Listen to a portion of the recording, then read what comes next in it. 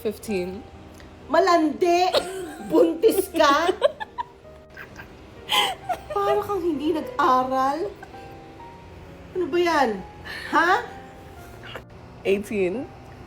Naman! Hindi ka pa gumagraduate ng high school, naglandi ka na? Paano na yung college mo? Paano ka magiging nurse? Ha?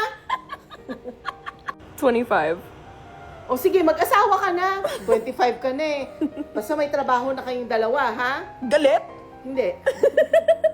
35. Ay, dapat lang. Matanda ka na. Hindi pwedeng first baby ito.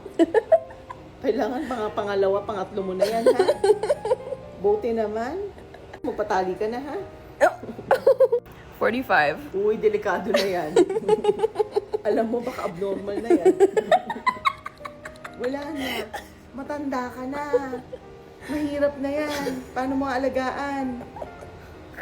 65. Uy. Alam mo, ipatawag na lahat ng mga news, ano dyan, yung media.